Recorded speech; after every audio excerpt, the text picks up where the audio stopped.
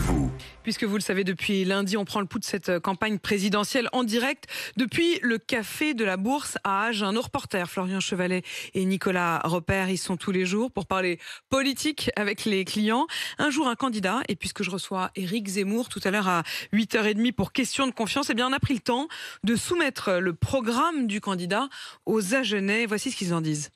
Si je vous montre cette photo d'Éric Zemmour, vous pensez à quoi? Costard bleu, cravate bleue, bleu, blanc, rouge derrière. Enfin, à le voir comme ça, il n'incarne rien de nouveau, quoi. Je le préférais sans lunettes et sans cravate quand il était chroniqueur. Serge, 82 ans, retraité à Agen. Moi, je voulais voter animaliste parce que tout le reste ne m'intéresse de moins en moins. Et là, je ne sais plus.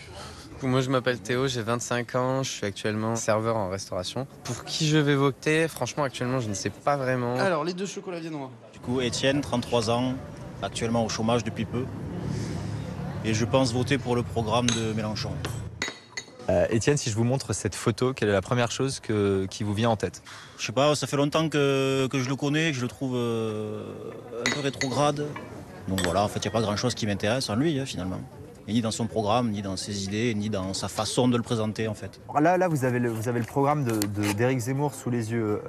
Qu'est-ce que vous en pensez? La loi sur les prénoms me gêne beaucoup. Pourquoi? Qu'est-ce qu'il dit là-dessus? Proposer par référendum de rétablir la loi sur les prénoms pour les futures naissances, en faisant en sorte que le premier prénom soit issu des calendriers français. Il y a un moment quand même, les mecs ils vont rester bloqués 3000 ans en arrière pendant combien de temps quoi? On est quand même libre d'appeler son fils comme on veut ou sa fille. Je suis entièrement d'accord, c'est complètement débile. Et vous justement Théo, qu'est-ce qui vous intéresse dans ce programme? Revenir à l'esprit originel du droit d'asile en limitant une centaine d'individus chaque année contre près de 140 000 aujourd'hui. 140 000 ça fait quand même beaucoup au droit d'asile. Là je suis d'accord. Mais réduire à une centaine ça fait quand même vraiment minime. Et exiger que les demandes d'asile soient déposées en dehors du territoire national.